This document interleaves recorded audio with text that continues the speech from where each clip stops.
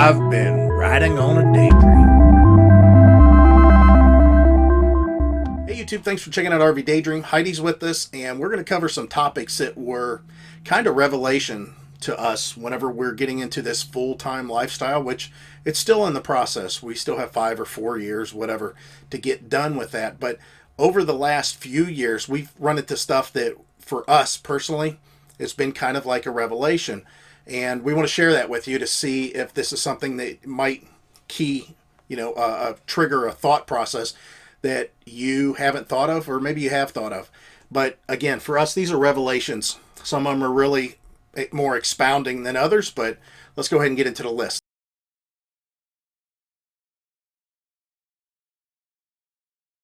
First thing is, we took our Dale Hollow Dam site trip. Was one of our first long trips that we made, pulling our RV, and it was down in Tennessee. And we did what we always did whenever we went on vacation, and that was made reservations for a campground for the week. And on the way down, we stopped at Walmart. The next day, we did some sort of falling rock park where we floated around. It was really nice. We enjoyed that. And then we went on to our campsite. After about 2 days, 3 days max, we were really tired of that campground, and we still had another 3 days to be there. We had another 5. Oh, 5 days. We were there 8 days.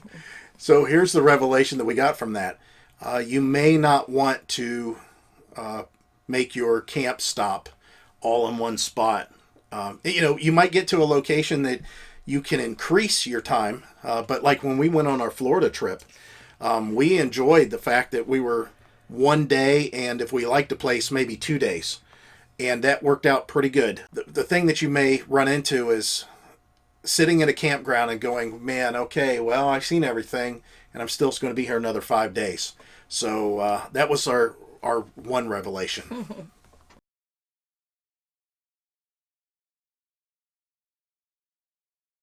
Another revelation that we came into, which we found out early on, was that when we went on our trips, our larger RV trips, longer RV trips, we were trying to simulate what it would be full-time RVing.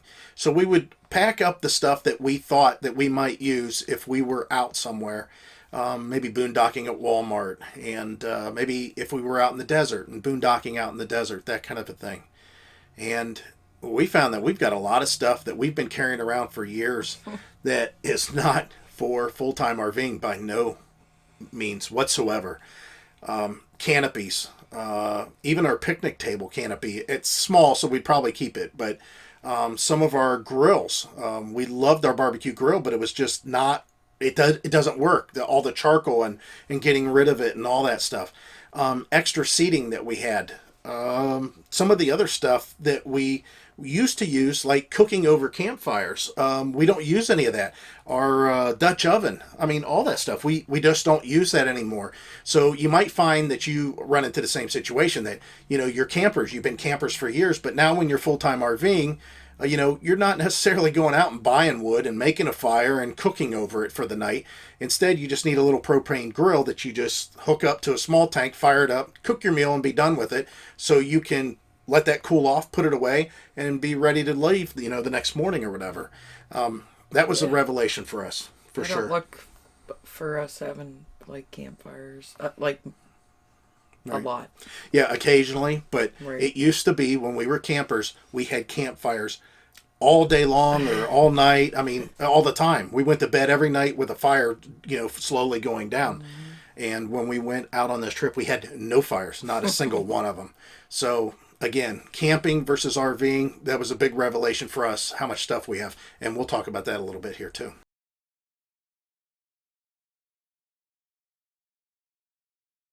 The other thing that I ran into was the RV and truck choice.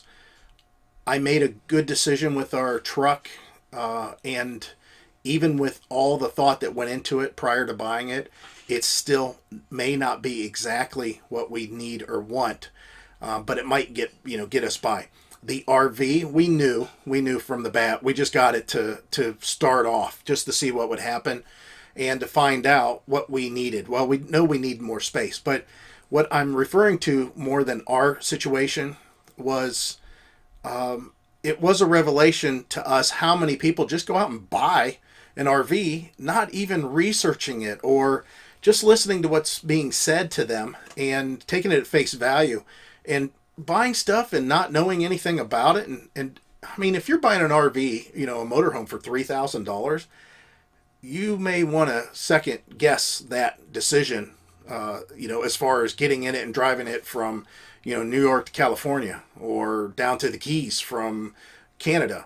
I mean, you really need to think about what you have. And again, the revelation is that there's a lot of people out there that I'm finding they are not thinking about their choices when they're making their decisions.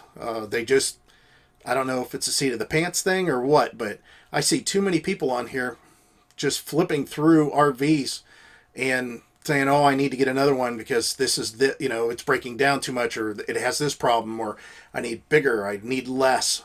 We do the same thing. I understand where you're coming from to some extent, but just think about it. It's an important choice. I mean, it's like choosing a house. You're not just going to look at the house and say, "Man, this thing is great. It's got plenty of space and I love it," and then get in it and say, "I can't afford the heating bills and the taxes in this area are super high and the schools are bad and boy, crime is terrible too." You research all that. You research all that for a home. Well, that's what you should do if you're going into full-time RVing for your RV. And of course, the vehicle that, is going to be towing it if it's a trailer, or the vehicle overall if it's a motorhome.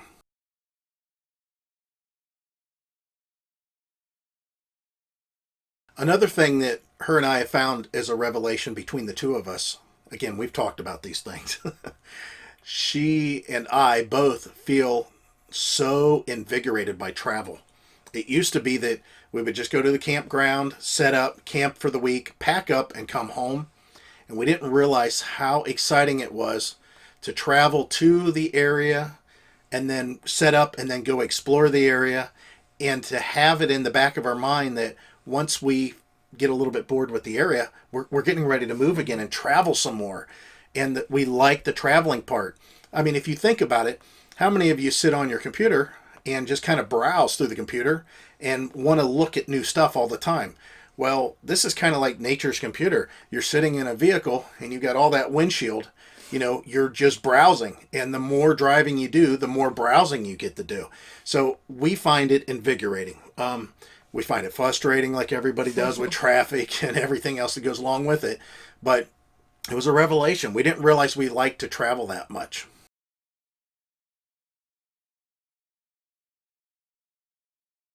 Number 6, and this one I should have not been, it shouldn't have been a revelation so much for us. However, it was.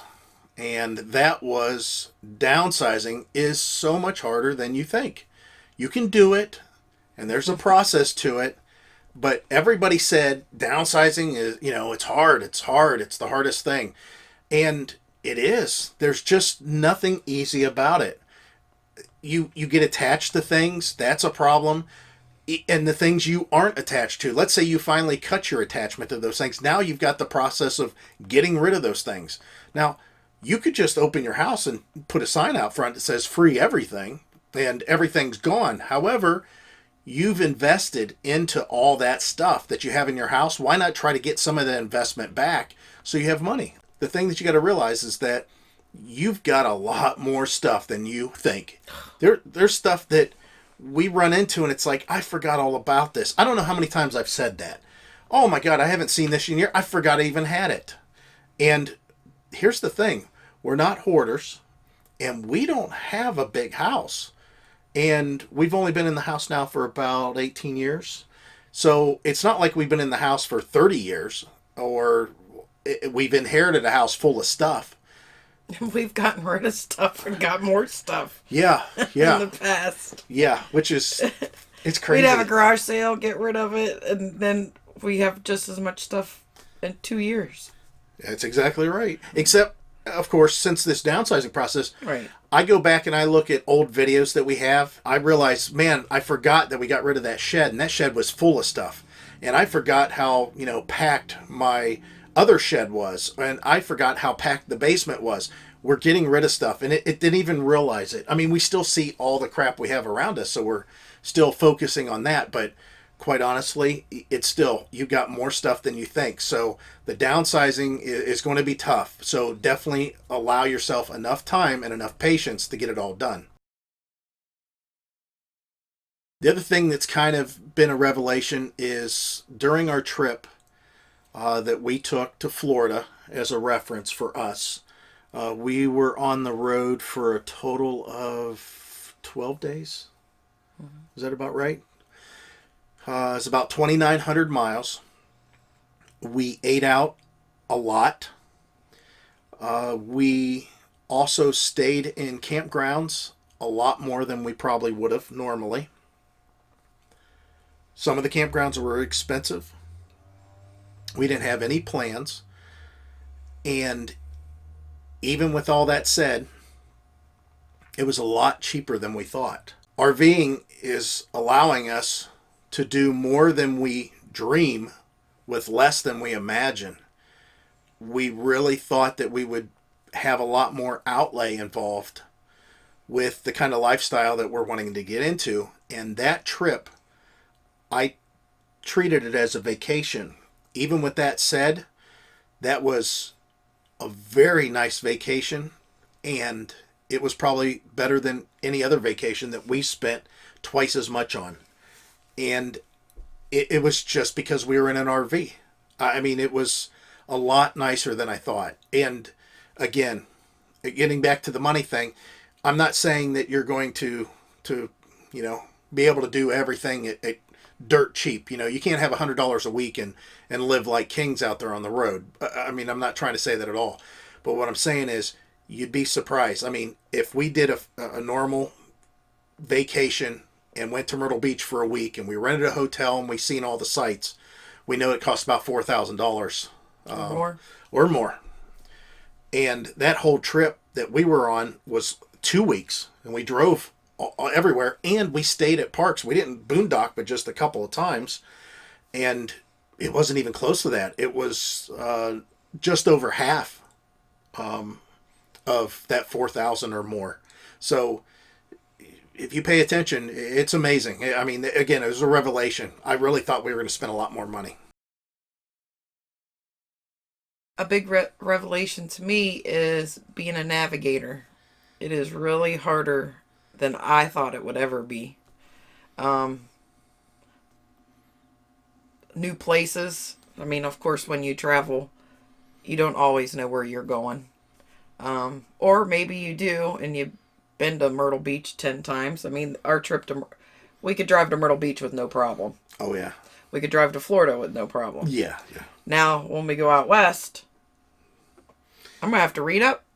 Yeah. Yeah. I'm going to have to map it out, and it's going to be interesting. Yeah, Heidi's the navigator. She was struggling a little bit there.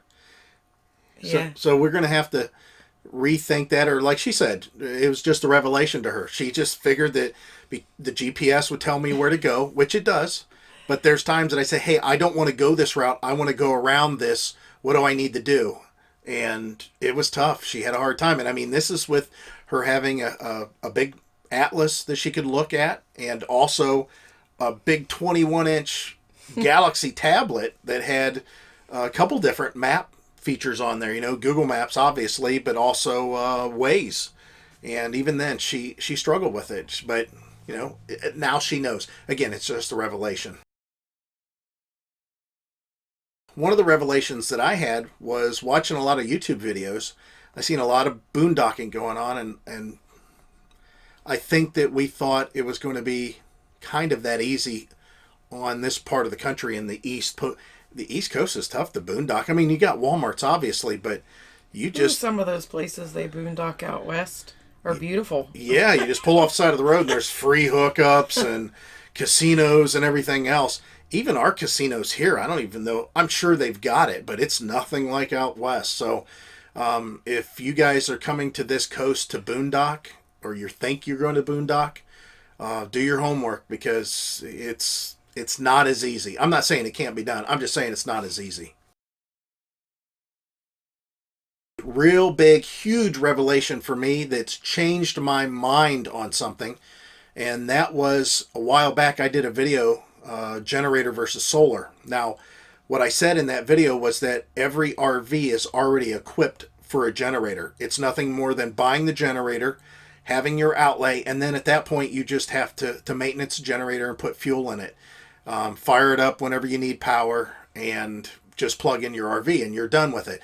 Versus solar, you have all your panels and batteries and maintenance and keeping an eye on the batteries and all this electronics you got to keep an eye on, and parking your rig, and if you've got mounted solar panels to make sure they're pointed in the right way. All that seemed like a major hassle to me, but I changed my mind on that to some extent, and I think that you should have solar. I'm not saying that the generator's the wrong way to go. I think a generator's still a really good idea to have, but you almost have to have both. It really makes sense to have solar for the fact that as you drive down the highway, the sun's beating down on your RV, you're getting power to your batteries, and maybe you're in a situation where you can't get your generator out and fire it up, especially like in our situation. Again, the solar panels are going to do the job for you. For us. One thing about the generator is you really can't, or you can, depending on how you feel about it, but we're kind of want to be courteous to our neighbors. Even though we were in a truck shop, we were next to an RV. He was pretty quiet. Yeah. But we didn't want to get our generator out. Well, A, and worry about it all night. B, we want to be nice to our neighbors. Yeah. As far as theft, I mean, like she said, worrying about it all night long. But the solar, I mean, it's a revelation for me because I was dead set that I could get away with just a generator. And the batteries do okay. We have 2 deep cycle batteries, and it did do fine for our boondocking. It run the pumps. It did everything we wanted to. We didn't run low on power. But the fact that we could have done a little bit better with solar, and, it's an investment. Again, for full-time RVing, that's something you may want to look at, again. This kind of pertains to Heidi and me both equally. Maintaining this house, I mean, now that we've had this RV for a while, and even though we don't use the RV as much as we do the house, it's so inexpensive to stay in that RV and to live in the RV compared to this house. Yeah. Now, that may be different if you're in an apartment or something like that, or, a condo. But it's amazing how little you can live on and how little the RV wants to take out of your wallet. Now, again, there's going to be situations where that's not true, and you're going to have repairs that are going to cost a pretty penny, especially if you can't do a lot of stuff yourself, or even if you can do it yourself. Maybe you're out on the road and you just can't do it because of tools and access, stuff like that. But we're finding, the monthly outlay of this home and dealing with, the breakdowns and the repairs and stuff that the home requires, just normal maintenance. It's pretty expensive. This one is based on our thoughts and our feelings after we concluded that we wanted to be full-time RVers. We knew that pretty much we wanted to be full-time RVers before our trip to Tennessee. After that trip to Tennessee, coming back here to the house and getting back into the old routine, that was tough. That was more tough than, because as you're out on the road, you're realizing how little you need, how much you're enjoying yourself, and how little demand it is on you to be an RVer compared to a full-time job at the house, paying bills, the same bills you've been paying for the last 18 years, seeing the same area, seeing the same people, just the whole routine of being a homeowner and being a homeowner for many years in one spot. It's tough. I mean, when you have the first revelation of, yeah, I do want to be a full-time RVer, watch how difficult it is, or how much more difficult it is coming home after your longer trips. There's times we've come home and said, you know what, I think instead of unpacking the RV, I'd rather just stay the night in the RV, one more night in the RV, and run the air out there. It's a lot, easier and cheaper to cool off that little RV than the whole house.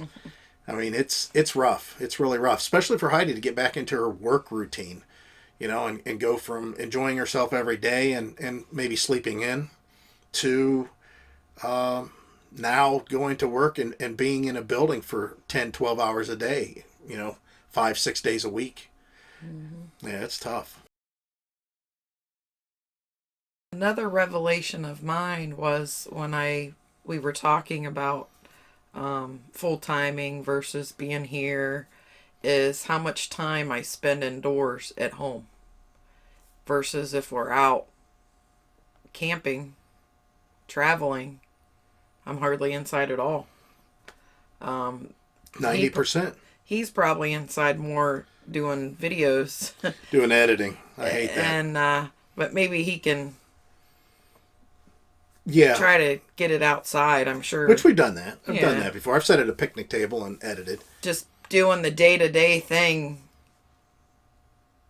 instead of being outside at home. We just come here and watch TV. Well, maybe not so much in the summer. So We're but still. we still. Yeah. I mean, I don't garden anymore. Yeah. Yeah. Well, I have a garden. I mean, if you think about it. You can't take a garden with you. Yeah. And even if we could, reap what we sow just for that summer or whatever, it's just not worth the hassle. I mean, Right. it's nice to keep the garden going every year. But she brought up that point to me, and I didn't even think about it. That she does whenever we're out. If I didn't have to edit videos, I would be the same way. 90% of the time when we're RVing, she's out. She's outside doing something.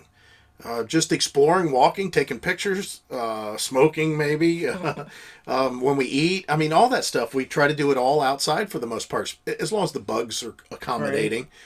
Right. But man, at home, it's amazing how much time you spend inside, even though you may not want to.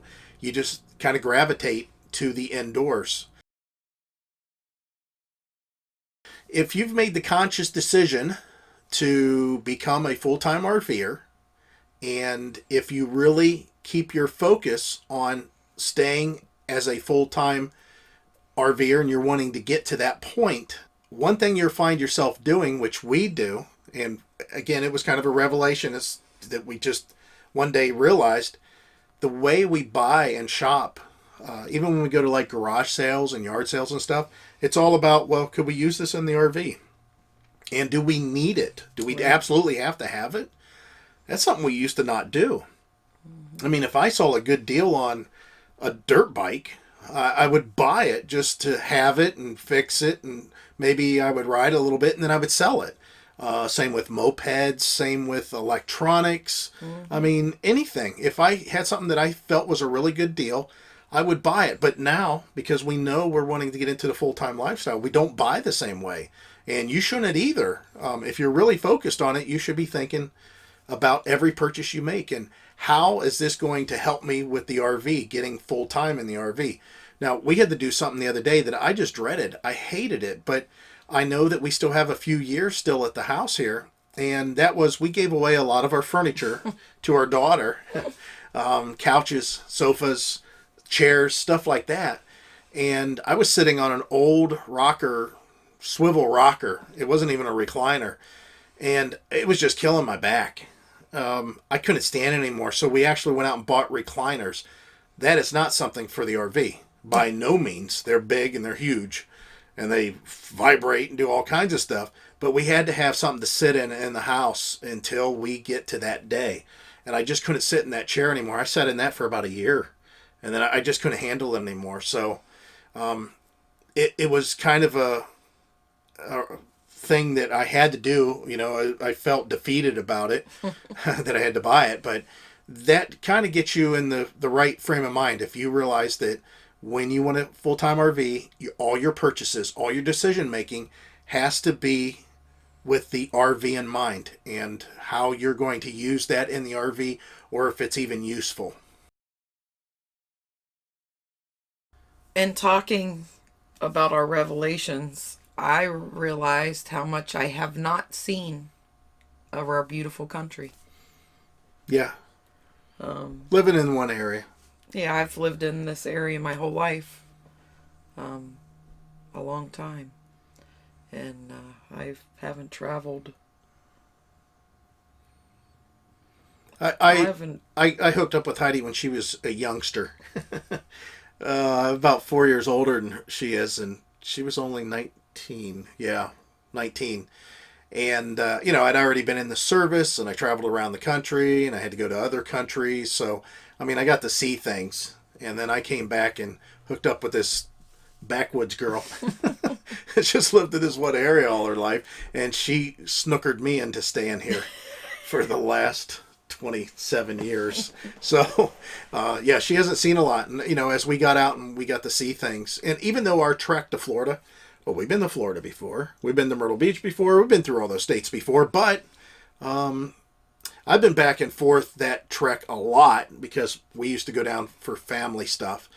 And she went down a few times on vacation in that, but, you know, watching YouTube stuff, there's things that I talk to her about, and I say, down in Texas, it's like this, and and things are like this here, and it's a revelation for her. So, again, thinking about that full time really gets her excited about going and seeing a lot more things. Kind of this last revelation, which I know this video has probably gone on pretty long here, like always.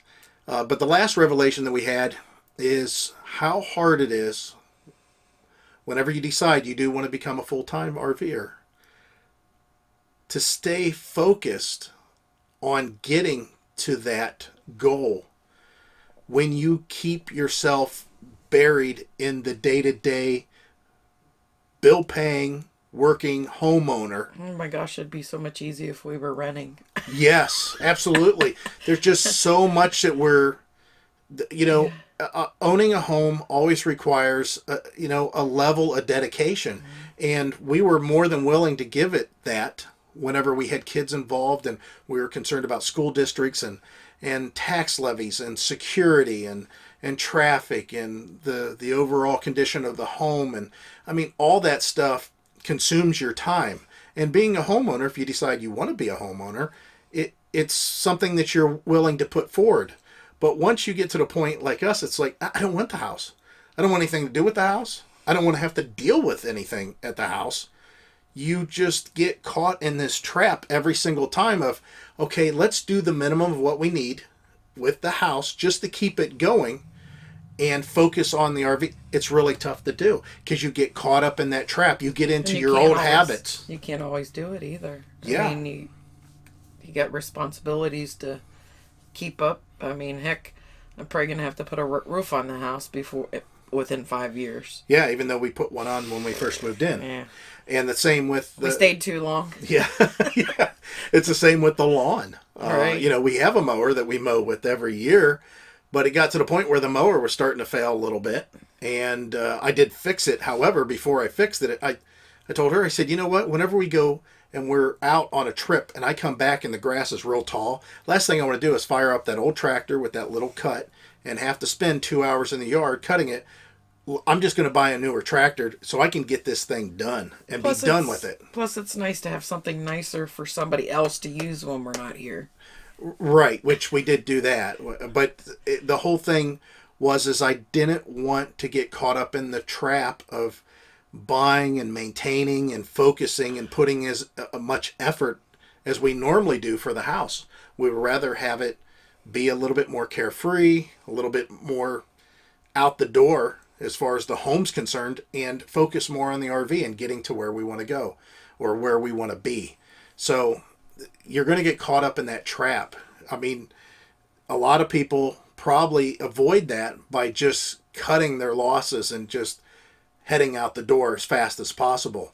Again, we're being so cautious on our end that we realized, again, a revelation that during that period in which we're planning, you find yourself getting caught back up into that trap of just being a homeowner and doing everything, buying the stuff that's needed and doing everything that's required.